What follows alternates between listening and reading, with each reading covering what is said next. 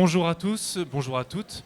Merci de vous être levés en ce samedi matin pour ce premier salon de la liberté pédagogique, le LIPSCO, qui est organisé essentiellement sur la base de la Fondation pour l'école, qui a été à l'initiative de ce salon, de ces débats. Nous tenons aussi à remercier la Fondation Zeneduc, le Lab School à Paris, le centre de la Fondation Montessori Francophonie, accrédité par l'association Montessori Internationale. Donc merci à tous d'avoir organisé ce premier salon. Merci de m'avoir invité pour modérer ce premier débat. L'école, oui, mais pourquoi ? Vaste sujet ce matin pour commencer. On va d'abord vous présenter tous les quatre. Brigitte, en 20 secondes, qui êtes-vous ? D'où venez-vous ? Quelle est votre expérience ? Bonjour à tous, Brigitte de Comprégnac, professeure des écoles à l'éducation nationale et présidente de la Fondation Potentiels et Talents. Merci. André Stern, qui êtes-vous ? D'où venez-vous ? Moi, je suis un enfant de 48 ans bientôt. Alors, d'où je viens, d'ici.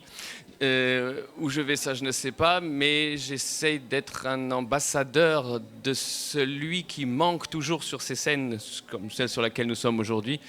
L'enfant, parce qu'on fait des salons, des conférences, des congrès, des colloques. Je participe beaucoup à ce genre d'événements.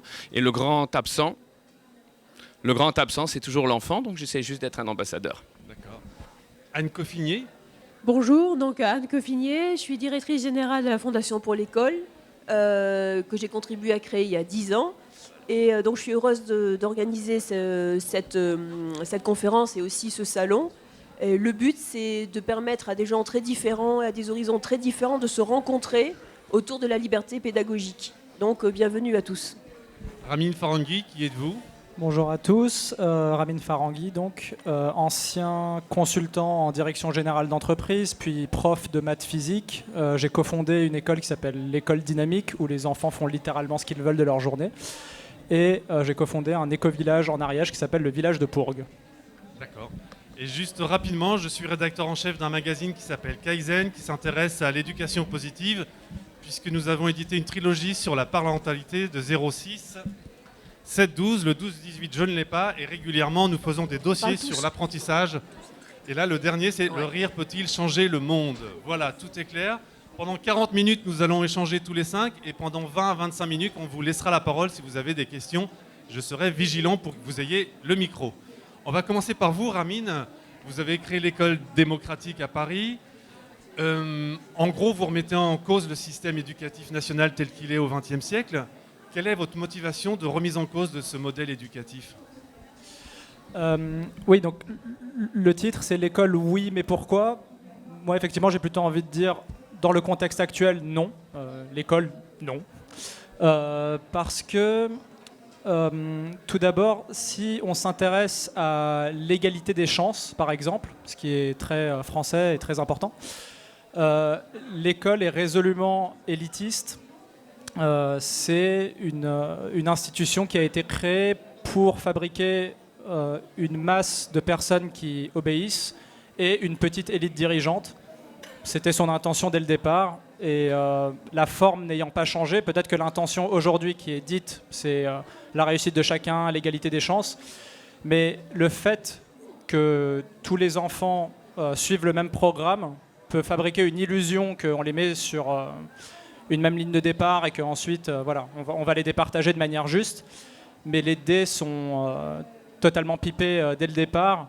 Et au moins depuis Bourdieu, donc au moins depuis 50 ans, on sait que l'école aggrave les inégalités et qu'elle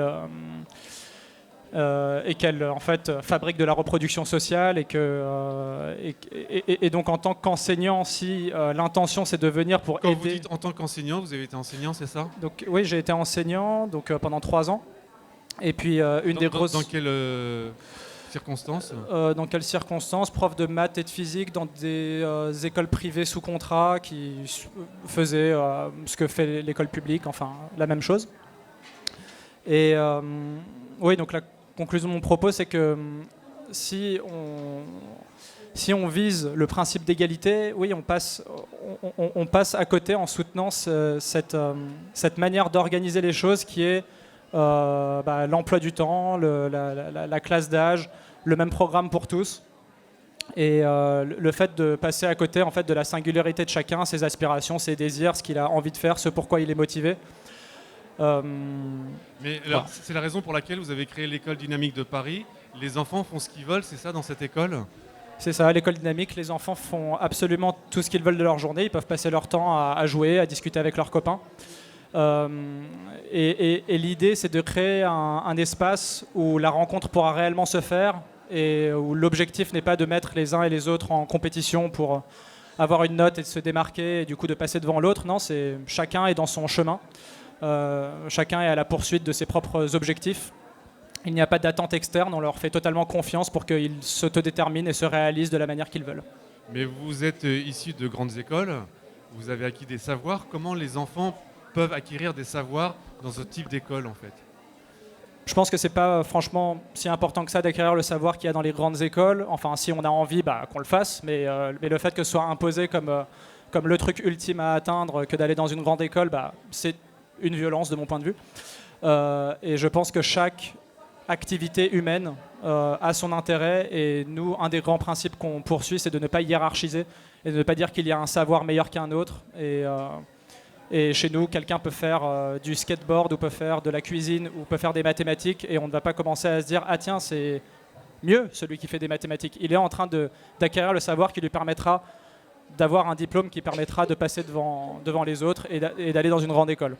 C'est un choix parmi d'autres que d'aller dans une grande école. Alors, avant de passer la parole à Anne Coffinier, qui n'a pas l'air tout à fait d'accord, André, vous n'êtes pas allé du tout à l'école et vous avez écrit un livre « Je ne suis jamais allé à l'école ». Ça veut dire que vous êtes encore plus radical que Ramine.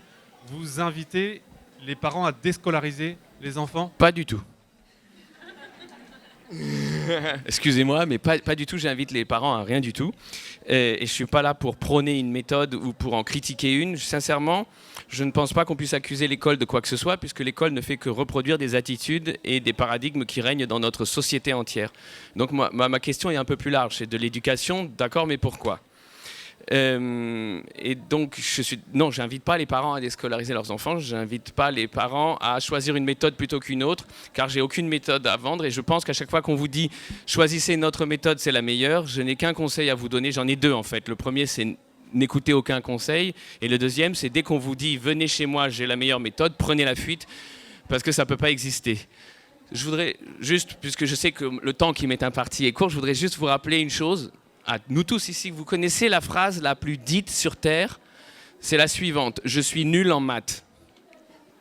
Je sais que chacun se reconnaît dans cette phrase, et vous savez, je travaille avec de nombreux... Alors, parce que moi, je m'intéresse à l'enfant plus qu'à l'éducation, et donc, plutôt que de réfléchir à quoi faire entrer dans l'enfant, je préfère regarder ce qui sort de l'enfant. Et donc, je travaille avec de nombreux scientifiques. Et du point de vue des scientifiques, la phrase « je suis nul en maths », que vous reconnaissez tous, parce que si ce n'est pas les maths, c'est autre chose, n'a ni queue ni tête, parce qu'aucun mot n'est correct à l'intérieur de cette phrase. La vraie phrase à dire quand vous exprimez ce que vous ressentez dans ce cas-là, du point de vue scientifique, c'est la suivante: les mathématiques ne m'intéressent pas. Et c'est fou comme c'est une libération, puisqu'au lieu de se sentir nul en maths, on se sent juste pas intéressé par un sujet. Si les mathématiques m'intéressaient, je serais excellent en mathématiques, comme je suis excellent en tout ce qui m'intéresse et nul en tout ce qui ne m'intéresse pas. Je voudrais juste ajouter une dernière chose. On va beaucoup parler d'apprentissage, puisque qui dit éducation et pédagogie pense apprentissage. Pour moi, c'est pas du tout des synonymes, mais on le pense. Savez-vous qu'on nous embête, on nous obsède depuis des décennies, des siècles, avec une notion, l'apprentissage, qui n'existe pas. Apprendre n'existe pas, parce qu'apprendre n'est pas une chose que l'on fait, on ne peut pas le faire, c'est une chose qui nous arrive. Tout simplement parce que là aussi la science nous aide, notre cerveau n'est pas fait pour engranger des informations. Il ne sait pas le faire, nous ne sommes pas optimisés pour ça, nous sommes optimisés pour résoudre des problèmes.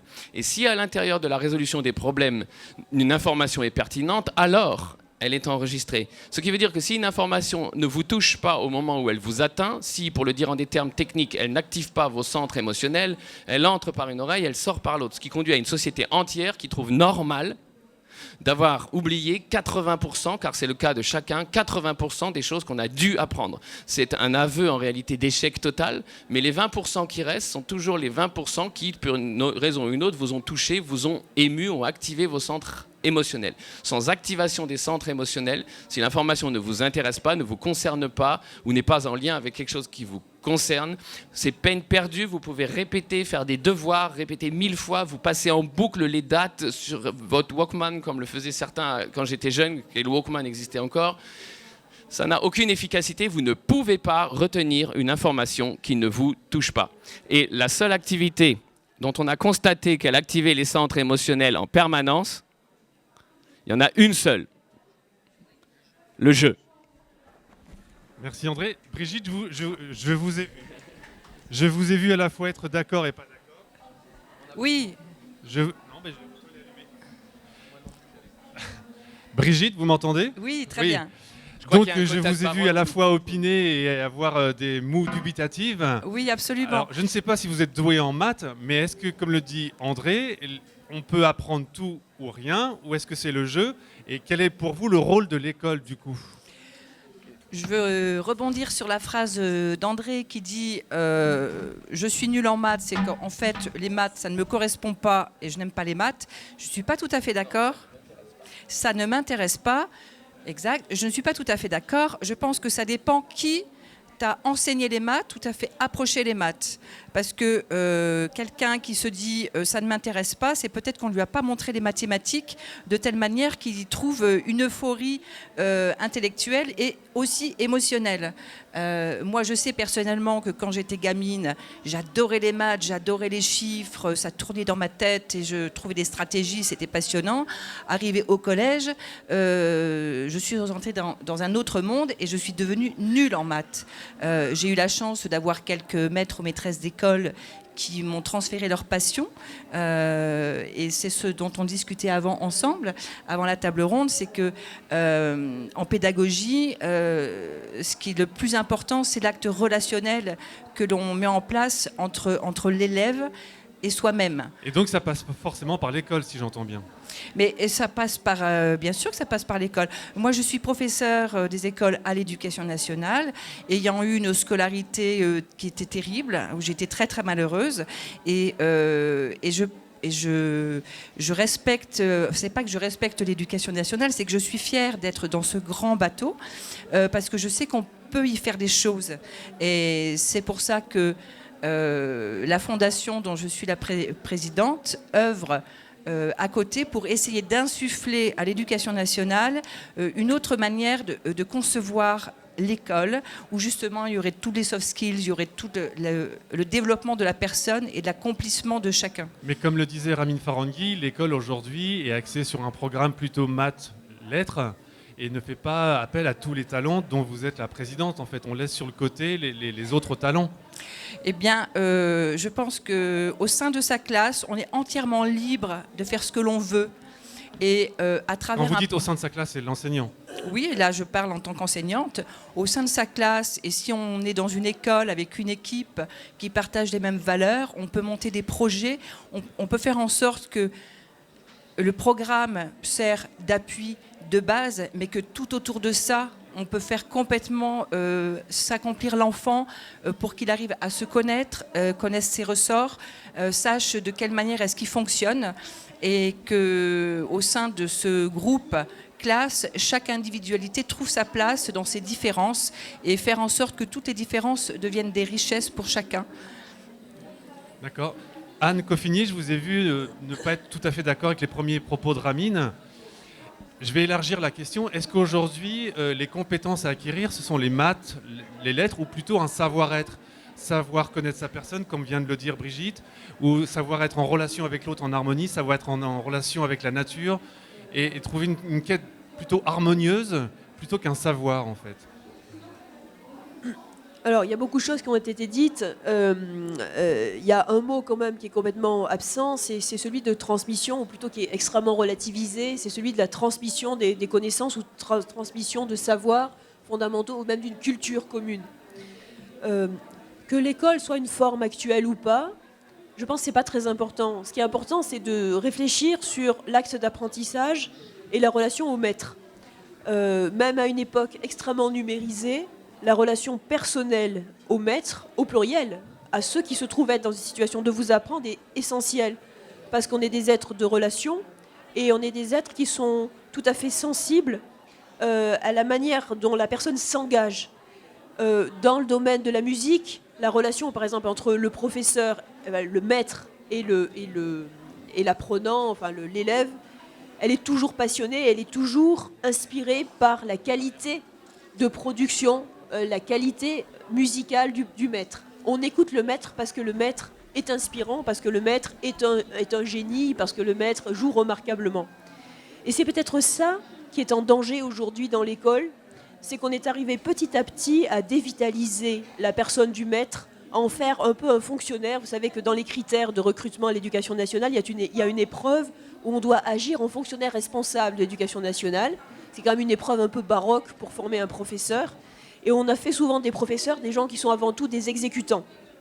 Et je pense qu'à notre époque assez anti-autorité, c'est la nouvelle génération, avoir un professeur qui soit avant tout un exécutant, qui soit avant tout un fonctionnaire, qui soit un rouage, eh bien ça démonétise ce professeur à l'égard du jeune. Donc pour moi, la première chose, c'est que le professeur s'engage, qu'il s'engage dans son acte, et que par ailleurs, il ait une fécondité personnelle. C'est-à-dire que s'il n'est que professeur, s'il n'est pas... Excusez-moi, j'ai une extinction de voix, c'est très pratique.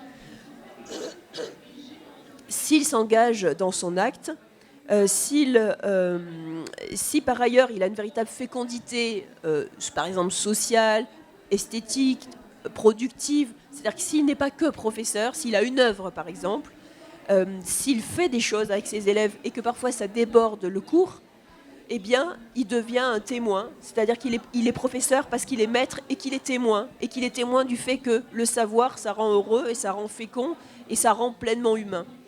Et c'est cette posture-là qui me paraît actuelle et que j'ai pu voir par exemple en Russie, pour des raisons historiques, comme les professeurs n'arrivaient pas à vivre uniquement de leur paix, ils étaient aussi plein d'autres choses à côté.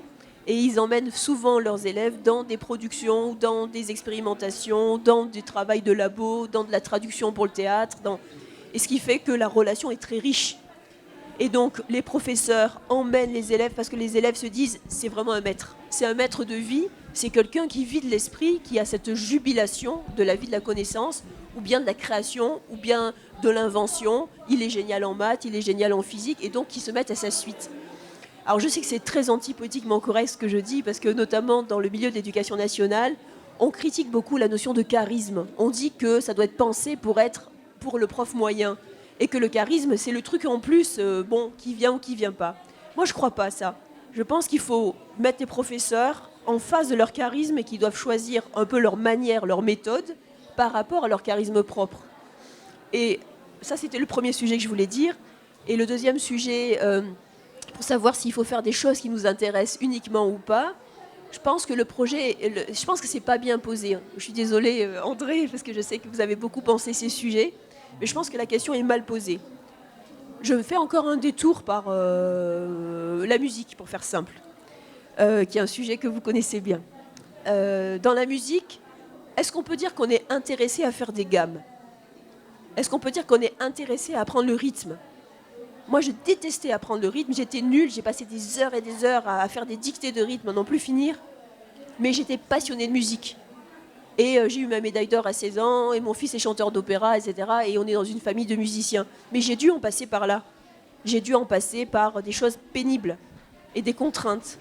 Et ça m'a permis d'hériter d'un patrimoine qui, aujourd'hui, me transporte.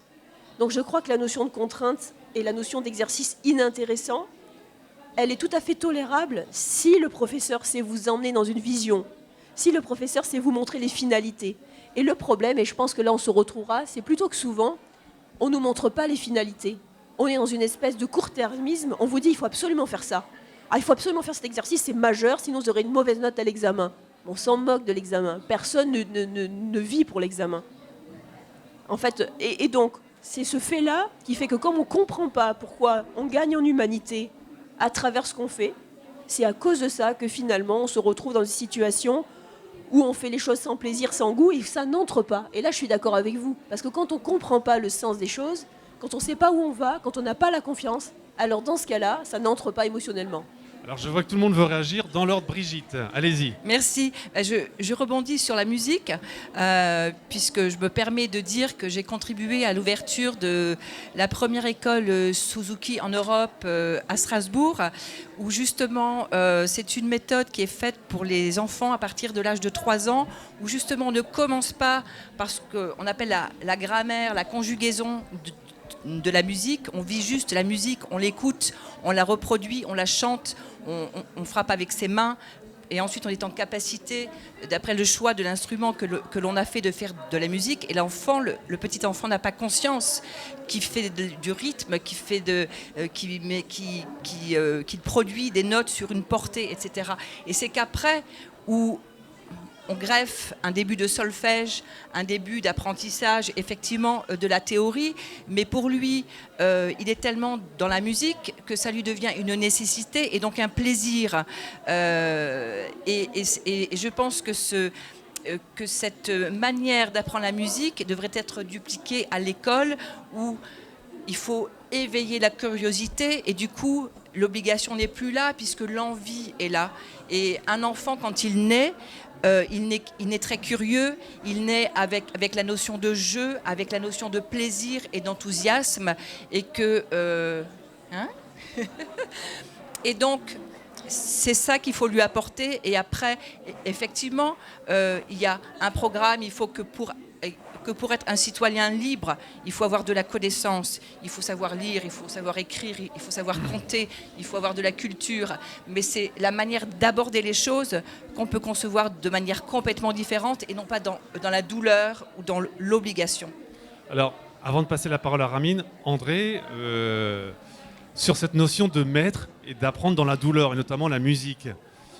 Alors, en réalité, on va tous ne pas arrêter de dire qu'on est d'accord les uns avec les autres, mais l'image que vous avez présentée du maître inspirant, c'est absolument pas le setting, la composition d'une classe. Donc, je suis complètement d'accord avec vous. On a tous mais ça repose sur le volontariat. C'est-à-dire, votre fils, il est allé voir des maîtres qui le coachent, comme le mien est allé voir des champions du monde qui le coachent pour ce qui, lui, le passionne. Auquel cas, il est capable des plus grands efforts. Je vois mon petit garçon de 9 ans qui veut devenir champion du monde de Formule 1 et qui s'entraîne sévèrement, physiquement, qui fait de la musculation à 9 ans, qui s'impose des tours en 39 secondes, là où tout le monde tourne en 50 secondes. C'est un effort physique, ça le secoue, il ressort du kiné tellement... Mais il passe au travers de tous ces obstacles parce qu'il ne ressent pas l'effort, et qu'on a une vieille légende à laquelle il faut qu'on torde le cou en tant que société. C'est pas une accusation personnelle, mais cette idée qu'après l'effort, le réconfort, c'est comme ça qu'on nous a torturés sur des centaines de choses, alors qu'il s'avère que tous les systèmes du vivant ne survivent que sur un principe, c'est l'économie d'énergie. Moins tu consommes d'énergie en tant que système vivant, plus tu as de chances de survivre. Et nous, on nous fait dépenser notre énergie en effort. Et sur le sujet de la musique, il ne fallait pas me piquer sur la musique. Je suis sorti du bois. Vous pouvez peut-être rappeler qui est votre père ? Non, parce que ça n'a rien à voir avec la musique. D'accord. Ça n'a rien à voir avec la musique. C'est la première fois que dans mon dernier livre qui s'appelle Tous enthousiastes, je parle de la musique, parce que la musique, ça fait des millions d'années qu'on en fait. On va dire ça fait 30 à 50 000 ans qu'on documente le fait qu'on fasse de la musique. Ça fait à peine 200 ans qu'on fait du solfège, du rythme, et toutes ces tortures qu'on nous impose, toutes ces gammes qu'on nous impose, c'est comme les tables de multiplication qu'on nous force à apprendre. Ça fait que malheureusement, il ne faut pas l'oublier, il y en a certains qui sortent du lot, mais il y a 99% des enfants qui sont des citoyens du monde de la musique au moment où ils viennent au monde, qui se sont heurtés au mur de l'enseignement musical. Et je suis désolé, cette idée qu'il faut passer par des choses désagréables pour un jour atteindre le nirvana de la quintessence d'avoir touché au but, ça c'est faux, c'est totalement faux. Tant qu'on nous trimballe avec ça, on nous demande de dépenser de l'énergie sur des choses en vain, alors que le but c'est d'économiser de l'énergie. La musique, c'est ce qu'il y a de plus organique, et le reste aussi. Et tout ce qui contraint cette organicité, je suis désolé, c'est du charlatanisme. Ramine, sur la notion du cadre, puisque chez vous le cadre est assez large, est-ce que lorsqu'on est dans une école dynamique ou dans une école alternative, Montessori, Steiner, Freinet, etc., comment, le disait Anne, on institue un cadre, on institue un héritage ?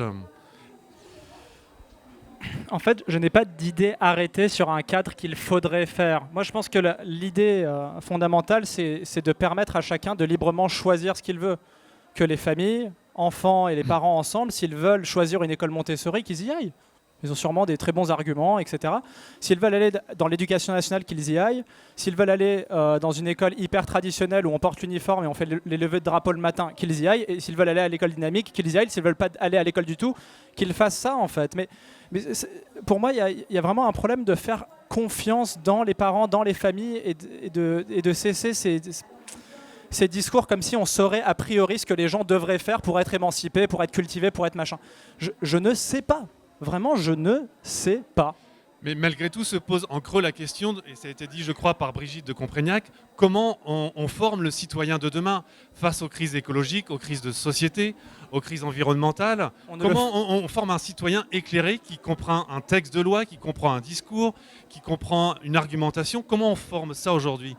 Moi je propose de ne pas le former, je propose d'être à l'écoute et d'être dans une discussion ensemble, d'être dans une délibération permanente, de vivre la démocratie réellement et d'être dans un échange d'égal à égal plutôt que quelque chose où on vient s'imposer comme une autorité a priori, parce que sinon malheureusement il y a une antitélie qui se produit. Une antitélie, c'est quand on crée un effet contre-productif en voulant émanciper quelqu'un, en fait finalement en lui inculquant l'émancipation, finalement on l'a plutôt habitué à la soumission à une autorité, parce qu'en fait on leur a habitué juste à écouter un maître a priori. On lui aura jamais laissé le choix de choisir son maître par exemple, parce que moi je suis complètement ok pour déléguer ma souveraineté, pour déléguer ce que je veux en fait à un maître, et même me laisser complètement à un moment donné soumettre pendant un certain temps à un enseignement. Je ne suis pas du tout anti-enseignement, anti-transmission, mais c'est juste que je suis pour le choix d'être instruit comme je veux être instruit. Et donc là où je voulais en venir, c'est que je retrouve le fil de ma pensée. Oui, c'est ça, c'est que l'école, malheureusement, telle qu'elle est conçue aujourd'hui, et c'est pour ça que j'ai plutôt répondu non à la question, c'est qu'il y a cette obéissance a priori. Et donc si on fait a priori obéir les enfants parce que c'est l'adulte, parce que c'est le maître, parce que c'est le parent, bah on l'habitue à ça. Pendant 15 années pendant laquelle, certes, on aura peut-être transmis des choses merveilleuses, on aura inspiré, etc. pendant 20% du temps, mais en filigrane, pendant tout ce temps-là, on aura dit il faut m'écouter aujourd'hui pour que tu sois libre plus tard. Et cette contradiction s'installe, et ensuite, en fait, la personne, elle aura appris de par la forme de l'école à réellement obéir constamment et à se soumettre. Et du coup, elle fera ça pour le reste de sa vie. Et c'est pour ça qu'on a des gens aujourd'hui aussi soumis, aussi obéissants a priori, qui remettent très peu en question les sources d'autorité, les sources d'information, etc. Voilà. Mais justement, je vais me servir de votre exemple, Amine. On est dans une période d'élection européenne et je vais me servir de l'actualité. Comment on peut former un citoyen à comprendre les textes de loi européenne? On le voit avec le Brexit où il y a eu de la désinformation. Comment on devient critique vis-à-vis des médias? Comment on forme le citoyen en lui disant tu fais ce que tu veux en gros? Et je vous laisse répondre tous les quatre là-dessus. D'accord. Pour moi, la base, c'est de créer un espace de liberté d'expression où chacun est dans une... où on permet à chacun et on fait confiance que chacun a les capacités. C'est peut-être pas totalement le cas. Peut-être que oui, d'un regard externe, parfois je vois quelqu'un s'exprimer et je me dis mais il est complètement à côté de la plaque. Mais si je me mets dans une posture bienveillante où ok, je donne quand même de la valeur à ce qu'il est en train de dire, et puis je rentre dans une danse avec lui d'écoute et de partage, bah au moins dans la forme, le respect est installé, et je pense que c'est comme ça qu'on peut tous s'élever ensemble. Ça nécessite un apprentissage du respect de l'autre, donc des valeurs inculquées. Mais du coup, commençons par l'incarner nous-mêmes, plutôt que de s'imposer en tant qu'autorité a priori, bah, discutons avec les gens en les traitant avec respect et bienveillance. Ça me paraît assez basique. Anne, sur cette question d'éclairer les citoyens, d'avoir des citoyens éclairés pour les crises qui nous font face? Pour moi, il y a deux choses. D'abord, il est nécessaire que tous les citoyens ne soient pas formés dans la même structure. C'est un enjeu antitotalitaire qui me paraît majeur. C'est pour ça que nous sommes à ce point engagés pour la liberté scolaire. C'est qu'il faut qu'il y ait différentes formes de formation. De ce point de vue, qu'il y ait l'école à la maison, qu'il y ait des écoles indépendantes, qu'il y ait des écoles publiques, qu'il y ait la possibilité aussi d'étudier à l'étranger, qu'il y ait la possibilité d'être en lien ou de faire des études par le biais d'Internet. Ça me paraît essentiel. Il me semble qu'il y a un risque quand même de prise en main, de manipulation de masse qui est extrêmement fort aujourd'hui. Et donc ça, c'est la première chose que je veux dire, c'est qu'il y a un risque antitotalitaire, et un risque totalitaire de fait, et que c'est important que les modalités d'accès à la formation restent variées. Ça, il me semble que ça doit rassembler tous les citoyens, de droite comme de gauche, de tout pays, cette approche-là. C'est la première chose. La deuxième chose, c'est que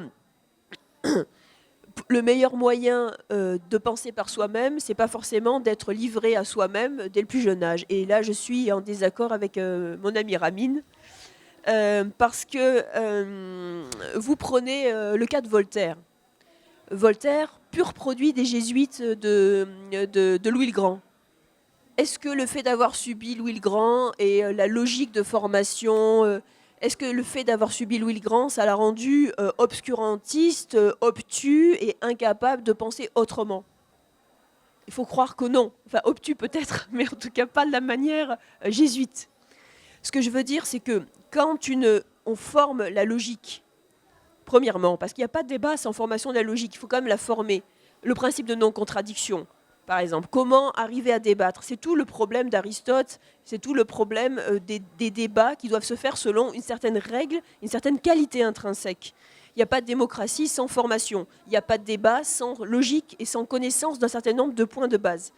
Donc ça, il me semble que ça doit se former. Et cette formation logique, elle peut se faire par des biais très différents.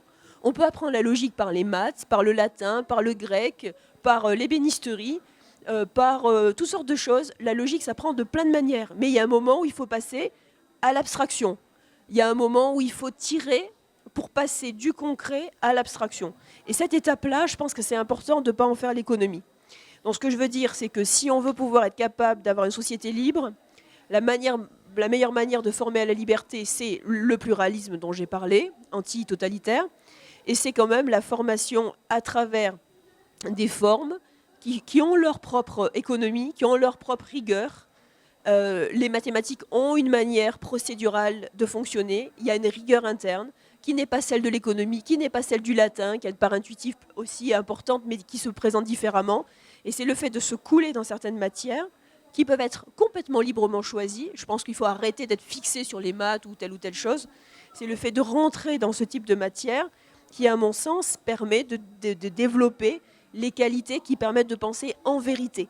Parce qu'il ne suffit pas juste d'être à l'aise avec ce qu'on pense, il faut vraiment que c'est une qualité interne, intrinsèque, et documentée par rapport au fait que la science ou que la recherche ou que la civilisation ont partagé et comme à peu près assuré. André, je vais rebondir sur l'actualité comme je sais. Vous avez la double nationalité, je crois, allemande et française.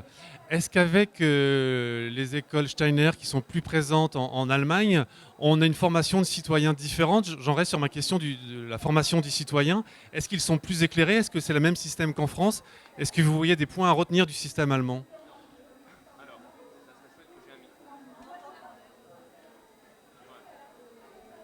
Voilà, j'ai un micro qui marche. Merci beaucoup à toi. Je dois avouer que ça ne m'intéresse pas du tout comme question. Merci André. Je suis désolé Pascal, j'espère que vous m'excuserez. Non mais parce que ça sert à rien de comparer, d'essayer de voir est-ce que c'est un peu mieux ici, un peu mieux. C'est pas une question de comparaison, c'est de formation de citoyens. Surtout que la formation du citoyen, qui est plutôt actuellement ce qui a lieu, c'est une déformation de nos qualités de base, est la même partout. Et je suis désolé, l'attitude pédagogique est la même, quels que soient les pays, quels que soient les continents. C'est pour ça que j'aimerais me séparer. On a une autre question ici, c'est celle du salon. En réalité, c'est la question même du salon. Je voudrais juste revenir sur deux choses. Tout ce dont on pourrait parler, que ce soit allemand et qu'il y ait un accent allemand dans le nom du concept, ou un accent italien dans le nom du concept, ou un accent français, hein, parce qu'on parle du passé. Et l'avenir, on n'en a aucune idée puisqu'on sait dorénavant, hein, c'est l'OCDE qui le dit, que 50% des matières que l'on apprend aujourd'hui n'auront plus cours dans 20 ans et que dans 30 ans, 50% des métiers qu'on exercera n'existent pas aujourd'hui. Donc il ne faut pas se leurrer sur la valeur du passé par rapport à l'avenir.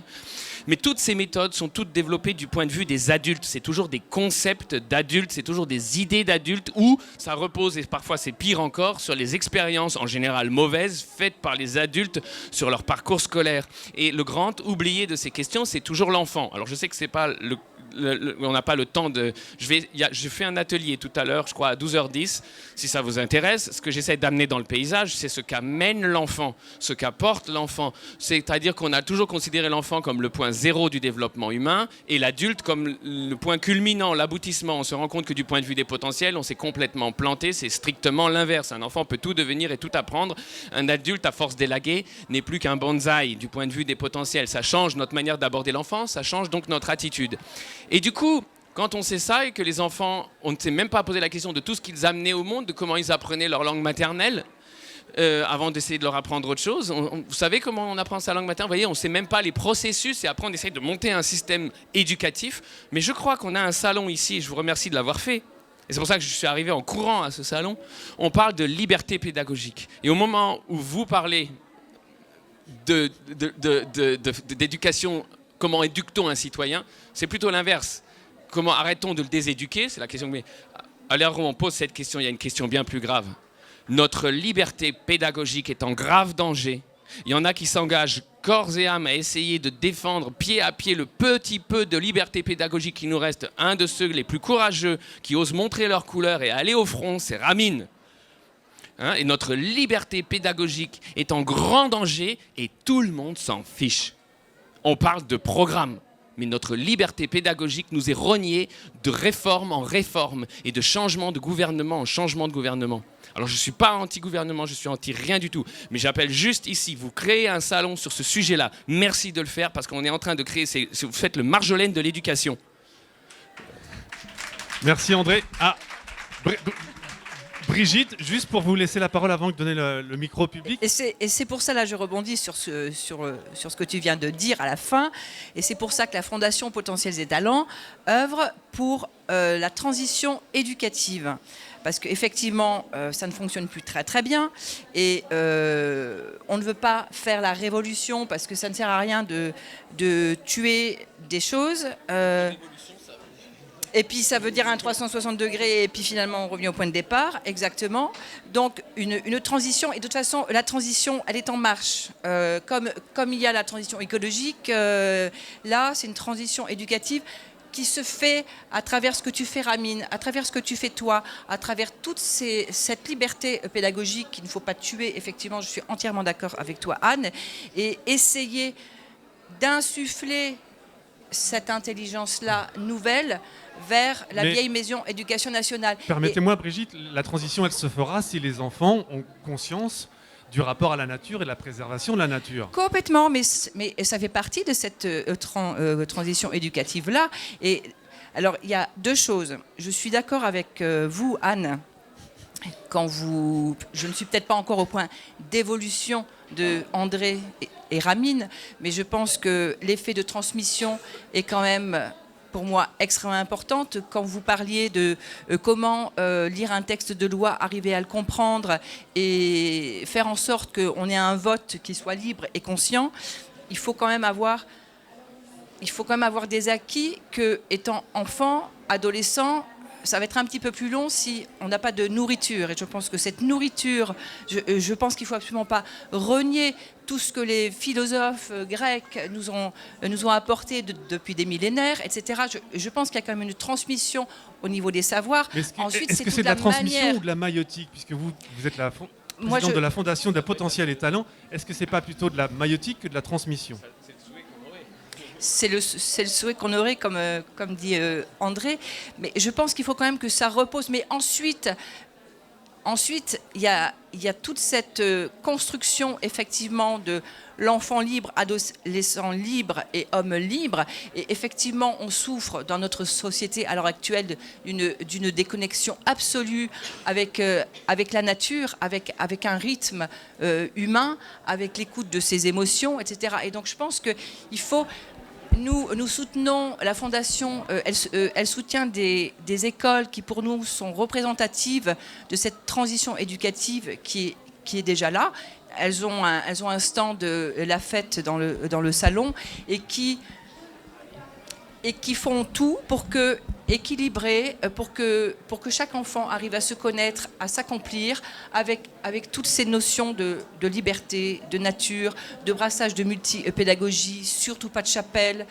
Si c'est que du un tel ou que du un tel, on fuit effectivement, que chaque enfant soit pris en considération et d'après ses potentiels et ses besoins et ses envies et ses appétits. Et c'est à l'enseignant, je veux dire à l'adulte, à à lui donner ce dont il a besoin au moment où il a besoin et à le laisser libre de se construire quand il est en liberté de se construire aussi. Donc ça va être à vous de poser les questions pendant que André a 2 secondes pour prendre la parole. Qui veut prendre la parole en premier? 2 secondes, je veux juste raconter une chose parce qu'on parle d'éducation citoyenne. Alors, je ne suis pas du tout en train de parler de mon enfant, je suis en train de parler d'un enfant. J'ai rencontré un enfant de 7 ans passionné par la campagne électorale présidentielle, la dernière, qui avait tout lu, tout compris, lu chaque enveloppe qui est arrivée.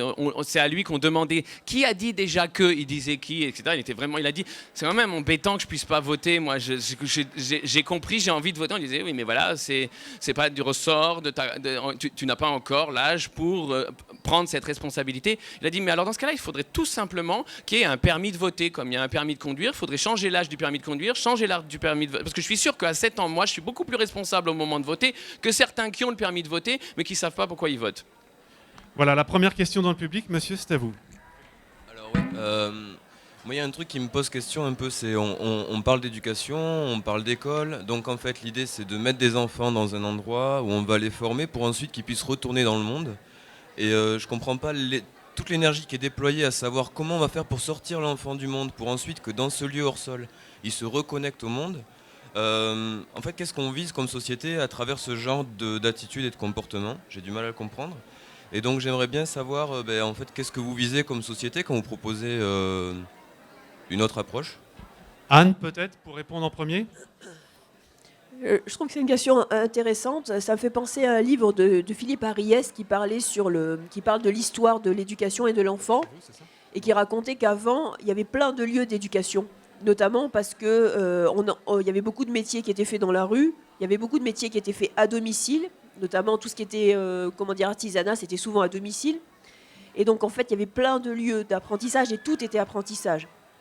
Et je crois qu'effectivement, il y a une segmentation aujourd'hui qui est extrêmement mortifère, avec cette idée « Ah, c'est au programme » ou « Ah, c'est l'école »,« Ah, non, ça, c'est pas l'école, donc je ne suis pas en posture d'apprendre ». Tout est apprentissage. Et toute la société devrait rentrer dans une transition éducative. Je pense notamment à quelque chose aussi bête que les transports scolaires. Il n'y a pas longtemps, j'ai pris un bus scolaire, c'était 7h du matin. Il y avait une horrible radio avec des propos orduriers, etc. Et tous les gamins étaient obligés d'écouter ça parce que le conducteur de car écoutait ça. Et je me suis dit, c'est horrible, parce qu'en fait, tous les jours, ces pauvres gamins, ils ont 1 heure ou une demi-heure de trajet où ils ont un truc commercial ordurier imposé, tout simplement parce que la société n'est pas dans une attitude éducative. Donc oui, l'éducation, c'est global et c'est pas une espèce de parenthèse où on met l'enfant et hop, on le sort et après il doit aller ailleurs. C'est toute la société qui doit se mettre en attitude d'éduquer et chacun selon son mode. Il y a une éducation de tout le temps et c'est vraiment aussi une manière d'oser interagir et je crois qu'il y a des sociétés traditionnelles qui le font beaucoup plus. Vous prenez certaines sociétés africaines, c'est toute la communauté qui en fait éduque les enfants. Tandis que nous, on s'est compartimenté. Il y a les parents. Maintenant, plus personne n'ose faire une remarque sur un enfant dans la rue, alors qu'il y a encore 10 ans ou 15 ans, les gens intervenaient. C'est fini maintenant. On n'ose plus et personne n'ose dire quoi que ce soit sur l'autre enfant. Donc en fait, on a le professeur dans un cadre très fragmenté, très rigide, et puis après, on a éventuellement les activités périscolaires, et puis après, on a la famille. Et ça, je pense que c'est un appauvrissement incroyable. Il faut que toute la société devienne éducative, chacun selon son style et sa vision. Ramil, en 2 mots, parce qu'il y a des questions dans la salle. Merci, parce qu'en fait, ça recadre par rapport à la question initiale, effectivement, la finalité de l'école. Donc, la finalité de l'école, celle qui est affichée, je pense qu'il y a une finalité de surface, et malheureusement, il y a une réelle finalité. La finalité de surface, c'est clairement, donc là, je parle de l'école conventionnelle, hein, c'est l'élévation du niveau des élèves, et la justice sociale, l'égalité des chances. J'ai déjà parlé de l'aggravation des inégalités, je ne vais pas me répéter, mais en tout cas, je trouve que Jean-Pierre Lepris l'exprime très bien. En fait, la finalité même de toute institution, mais d'une immense institution comme celle-ci, qui est l'éducation nationale, c'est l'éducation nationale elle-même. L'école est la finalité de l'école. Elle a besoin de survivre et de se maintenir. Et oui, et en ce moment, elle a même, depuis une dizaine d'années, peur d'un effondrement qui vient d'elle-même, sous son propre poids et dans son incohérence et sa dissonance par rapport aux besoins réels. Et du coup, voilà, c'est une école qui vit peut-être ses dernières heures. Peut-être qu'en 2050, il n'y aura plus cette école de la République telle qu'on la connaît. Et effectivement, ce sera un monde où il y aura une sorte d'offre et de demande qui se rencontrent spontanément dans le monde. Et du coup, extraire effectivement un enfant, c'est bien dit, on l'extrait du vrai monde pour le mettre dans une sorte de salle d'attente pendant un certain temps avant qu'il ait le droit de voter, avant qu'il ait le droit de faire plein de trucs, travailler, être dans la vie sociale, etc. Et moi, je suis... oui, opposé à ça. Pour moi, il y a le monde et les enfants devraient être intégrés dedans, on ne devrait pas les discriminer et les parquer quelque part. Et puis, non seulement les intégrer, mais les respecter dans une relation à eux, pas les dominer comme ça a priori du fait qu'on est des adultes, sinon ils apprennent les relations domination-soumis et ils n'espèrent que devenir les dominants plus tard. Et pour moi, la seule finalité en fait, que je poursuis, c'est juste fonctionner, être, point barre. Fonctionner dans ce monde, rester vivant, l'homéostasie, point. Je ne vais pas plus loin que ça. Je n'espère rien d'autre d'un être humain autre que moi. Je voulais juste apporter un témoignage, parce que moi j'ai une fille de 15 ans qui est dans une école démocratique, donc elle est à l'école démocratique de Paris.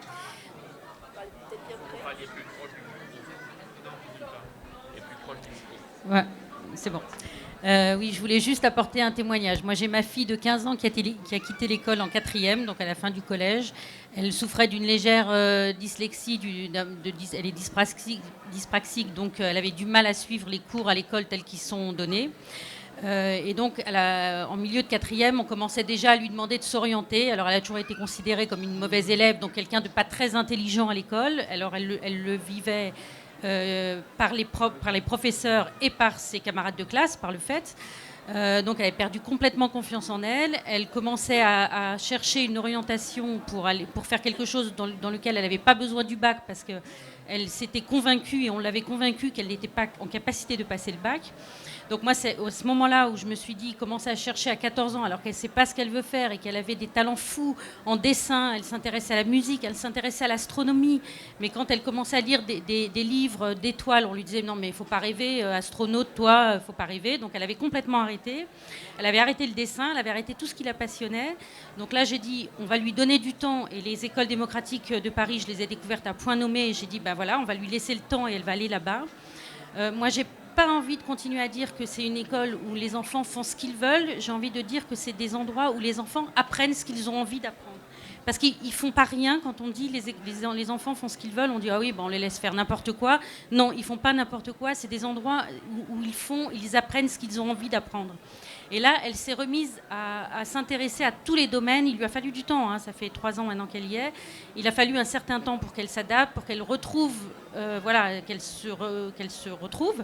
Et aujourd'hui, elle se remet à dessiner et elle me demande maintenant, parce qu'elle voit qu'elle a atteint des limites, elle me demande à prendre des cours pour développer sa technique. Et c'est là où le maître a son sens, parce qu'elle va aller chercher une expertise plus grande chez quelqu'un d'autre, mais c'est sa demande. Elle apprend la guitare et elle n'a pas de prof et elle commence à jouer, mais même moi je suis impressionnée de voir ce qu'elle apprend. Elle n'a jamais eu de prof, elle a des livres, elle a d'autres personnes de l'école qui savent jouer et qui l'aident, qui lui transmettent aussi ses connaissances. Elle recommence à lire des livres qui relatifs aux étoiles, à l'astronomie, etc. Et sa dyspraxie, sa dyslexie, on n'en parle plus, c'est plus un problème. Et elle recommence à faire tout ce qu'elle aime faire. Il n'y a pas de tabou, il n'y a pas de frein, il n'y a pas quelqu'un, un adulte qui lui dit ça t'es capable ou ça t'es pas capable. Je ne sais pas ce qu'elle va faire plus tard, j'en sais rien du tout. Mais en tout cas, elle fera quelque chose qu'elle aime. Et une question juste, c'est qu'on n'arrête pas de parler de ce que l'adulte peut apporter à l'enfant. Et on sait, et André Stern l'a dit, que l'enfant, il est plein de potentiel. À quel moment on se demande comment on peut aider l'enfant à développer et à apprendre ce qu'il a envie d'apprendre? On parle que de ce que l'adulte peut apporter à l'enfant. Mais non, c'est qu'est-ce que l'enfant et comment on peut amener les moyens et comment on peut aider les enfants à se développer et à apprendre ce qu'ils ont envie d'apprendre. Brigitte de Comprignac, peut-être vous êtes la mieux placée pour répondre dans un premier temps. Oui, merci beaucoup pour votre témoignage qui reflète le cas d'énormément d'enfants et de familles. Et c'est vrai que l'école dite classique, qu'elle soit du public ou du privé, n'arrive pas à prendre en charge, entre guillemets, ces enfants qui sont différents.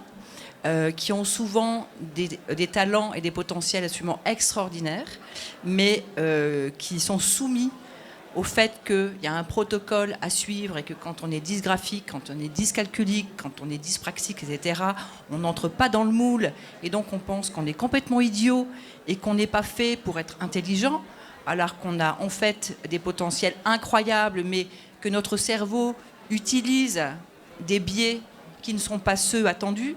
Et il y a énormément d'enfants qui sont mis sur le côté et qui sont en souffrance et des familles qui sont en souffrance réelle. Et ça, j'en vois dans les écoles, dans les personnes que je rencontre au quotidien. Et l'école ne sait pas faire. C'est pour ça qu'il y a des écoles qui savent prendre ces enfants en compte, le respect de leurs différences et leur apprendre à leur faire comprendre que ce qu'ils sont, c'est surtout pas un problème. C'est juste qu'ils ont un fonctionnement qui n'est pas habituel pour d'autres, mais qu'ils ont une richesse absolument incroyable et qui peuvent développer des compétences comme n'importe qui, et même, je dirais, des compétences en plus.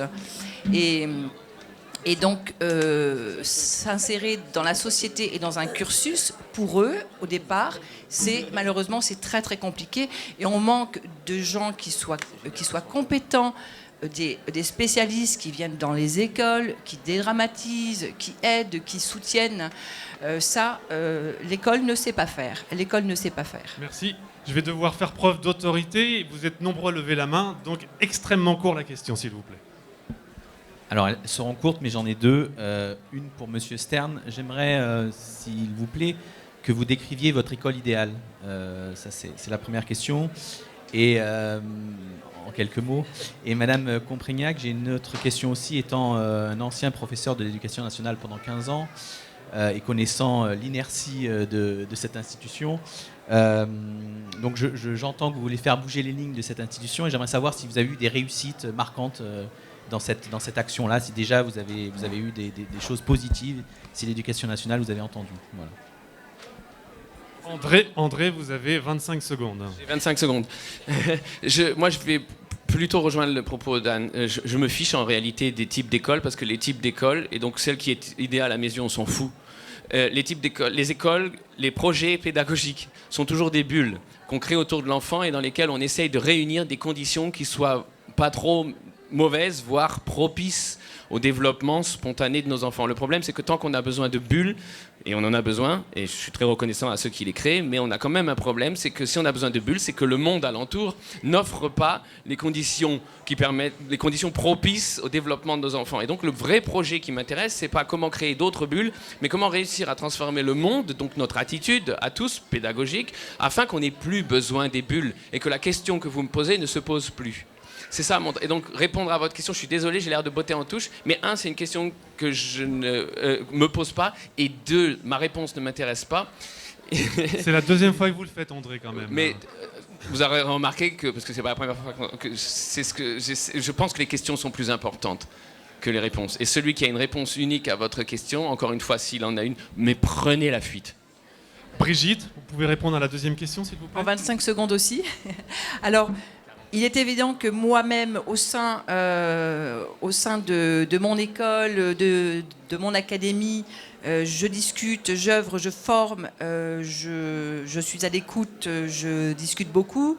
À travers la fondation, nous avons évidemment des contacts avec des gens qui réfléchissent, entre guillemets, au sein de l'éducation nationale, mais aussi à l'extérieur. Et en fait, toute notre motivation, c'est d'essayer d'insuffler à l'intérieur de la vieille maison une énergie nouvelle, des questionnements qui pour eux sont nouveaux, pour essayer de faire émerger des solutions. Alors c'est un travail de longue haleine, mais nous sommes passionnés, nous y croyons. De toute façon, il faut que ça marche parce que ça ne peut plus rester en l'état. Il y a urgence. Monsieur ? Bonjour à tous. Déjà, merci pour cet enrichissement que vous nous apportez. Je profite de cette prise de parole pour informer Madame Brigitte Comprignac que j'aimerais discuter avec vous pour présenter un projet. Ensuite, ma question, en fait, c'est simple. Pour moi, l'école, à deux époques, à l'époque de Napoléon, l'école était vraiment indispensable. Moi qui est black, durant l'esclavage, l'enseignement, les mathématiques, c'était vraiment inaccessible. Dans le futur, grâce à YouTube, d'ailleurs, vous, monsieur Rami Farangui, je l'ai découvert grâce aux conférences TED. Et en fait, je dis ça que maintenant, au futur, l'information sera plus facile. Dans le futur, on va apprendre le théorème de Pythagore, un truc aussi pénible et compliqué, grâce à Internet. En attendant cette époque où tout sera accessible, dans l'ère moderne qui est la transition, comme vous dites, et je le pose à chacun d'entre vous, comme dit M. Fargui dans une de ses conférences TED, pour moi, les personnes sont des formes de ressources. J'utilise votre ressource, votre passion, votre relation du maître, vous avez bien expliqué, je vous remercie concrètement. En attendant cette ère, en fait, qu'est-ce qu'on peut faire actuellement, en fait? Et comme vous avez tous une vision différente, surtout vous, M. André, vous avez vraiment cette diversité qui fait qu'on se confronte à une forte limite, qui fait qu'on peut identifier notre limite de compréhension. Ça, c'est génial d'avoir des personnes comme vous. Et pour cela, il me faut vraiment votre réponse à chacun. Actuellement, en attendant cette ère où tout sera accessible, qu'est-ce qu'on peut faire en fait? Monsieur Gabrois, ça servira de mot de la fin, c'est génial. Ouais, donc juste, attends, avant que vous répondiez, une dernière question très courte, comme ça on fera la conclusion comme ça. Merci beaucoup, je ne sais pas si ça marche. En tout cas, voilà. Je viens d'un autre courant pédagogique qui n'est pas représenté ici aujourd'hui, mais peu importe, c'est pas pour ça. Mais ça veut dire que tout simplement, je me suis intéressée au problème de l'éducation dès l'instant où je suis devenue mère, c'est-à-dire il y a bien plus de 50 ans. Et en vous écoutant tous, par rapport à mon expérience dans le courant des écoles Steiner, etc., je trouve qu'il y a deux approches qui sont assez voisines.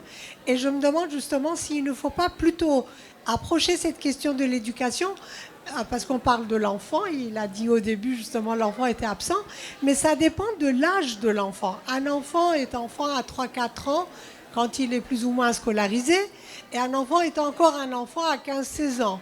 Et autant au début, il est tout à fait dans le mouvement et dans le jeu, autant après, il devient prêt, justement, avec les facultés d'abstraction qui se sont développées en lui, à aborder l'apprentissage des matières qui l'intéressent et qui vont lui permettre de trouver sa place dans la vie après.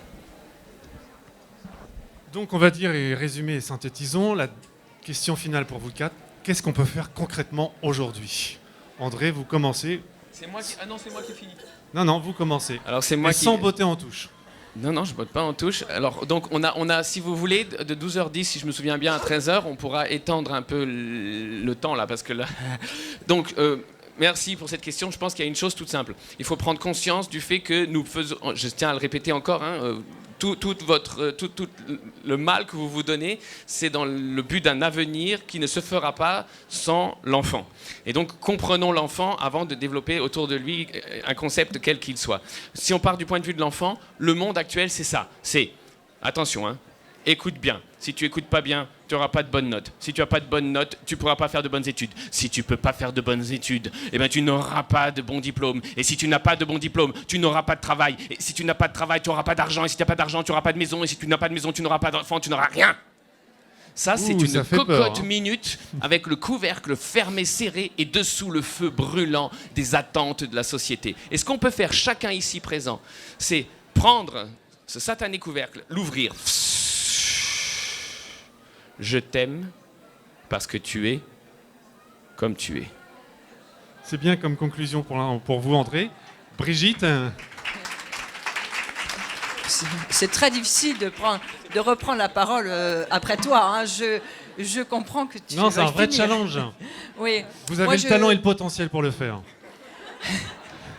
Moi, je veux juste dire que nous quatre, finalement, nous sommes assez emblématiques de toutes les questions qui se posent à l'heure actuelle. Et donc, effectivement, les choses bougent, on réfléchit, on a des pensées qui sont parfois divergentes, mais nous réfléchissons et l'enfant, le devenir, la société plus tard, on a tous envie qu'ils trouvent leur place en fonction de ce qu'ils sont. Vous me faites court.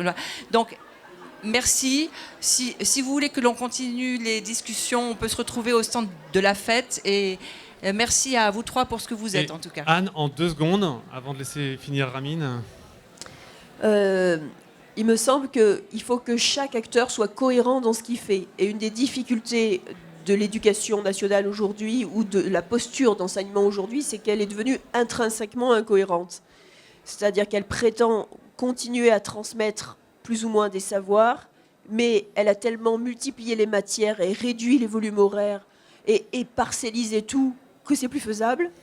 Et donc les enfants sont quasiment en situation d'échec, sauf s'ils sont très doués ou très soutenus par ailleurs. Donc il me semble qu'il faut revenir à une cohérence interne, revenir au niveau de l'éducation à des transmissions réalistes, donc moins d'éparpillement des matières, plus de volume horaire, plus de répétition, plus de souplesse dans les méthodes, et comprendre que tout ne se fait pas à l'école et que c'est un état d'esprit l'apprentissage, c'est un état d'esprit la confiance en soi, c'est un état d'esprit le fait de dire ce qui est intéressant à notre époque, c'est ma différence aussi, c'est pas juste de rentrer dans un moule attendu. Donc en fait c'est à la fois plus de cohérence dans chacun des propositions et un engagement global éducatif de la société pour que nos différences soient des plus et soient pas ce qui empêche d'être reconnus et d'être cassés comme la société française sait le faire. Ramine, vous avez le talent pour finir. 20 secondes. Tellement de choses à dire, mais je vais en dire une, puisqu'il faut choisir. En fait, qu'est-ce qu'il faudrait faire ? Je vais plutôt justement prendre le contre-pied et dire arrêtons en fait. Arrêtons de faire. Ramine, collapsologue de l'éducation. En fait. Arrêtons de faire quoi que ce soit. Posons-nous, réfléchissons, soyons à l'écoute. C'est... comment illustrer concrètement ? Pour moi, ne pas faire, c'est pas simple en fait. C'est pas juste je m'arrête et tout. Non, c'est déconstruire. Et c'est ça la grande difficulté. Déconstruire quoi ? Déconstruire par exemple les rapports de domination adulte-enfant. J'en ai pas mal parlé. Je pense que c'est vraiment la clé. Et déconstruire par exemple ces théories d'âge sensible dont on parle. Les théories d'âge sensible, peu importe en fait. Ça crée encore des normes, etc. Moi, c'est une des choses vraiment que j'aime pas dans Steiner. Je suis désolé, on pourra peut-être en discuter à l'occasion. Mais en fait, la capacité d'accéder à l'abstraction, moi, je l'avais dès tout petit en fait. Donc, je me reconnais pas en fait. Je me reconnais dans aucune norme en fait. Et donc, laissons à chacun son chemin. Ne nous enfermons dans aucune idée préconçue, aucune théorie de l'enfant a priori qui serait conceptuelle. Par exemple, je finis là. La théorie que l'enfant est soumis à ses pulsions et que les pulsions c'est mal et que du coup on doit lui apprendre la frustration et lui apprendre à attendre, etc. Tout ça, c'est des théories qui sont largement challengées. Et la théorie des âges sensibles de Piaget, elle a été largement challengée depuis Piaget. Enfin, chacun est singulier et il y a besoin de juste faire preuve d'une intelligence fine d'écoute et de relations et de compréhension mutuelle et pas de caler comme ça des théories qui viennent de je sais pas quel psychiatre ou de je sais pas quel expert. Voilà, donc il n'y a pas de réponse, il y a juste arrêter de faire, réfléchir, déconstruire. André, je vous aime, 2 secondes. 2 secondes, vraiment. On veut tous, et c'est notre dénominateur commun ici à tous, on veut tous avoir des enfants qui un jour seront des adultes heureux. Et on le veut tellement qu'on en oublie un tout petit détail qui est tellement naïf qu'on ose à peine le dire. Mais si nous voulons que nos enfants soient un jour des adultes heureux, c'est aujourd'hui sous leurs yeux qu'il faut vivre ce que sont des adultes heureux. Parce qu'ils ne peuvent pas l'inventer si nous ne le vivons pas sous leurs yeux. Merci beaucoup André. Merci Brigitte, merci Anne, merci Ramine. Merci à vous d'avoir été présents et si attentifs avec toutes ces notes prises. Merci Pascal.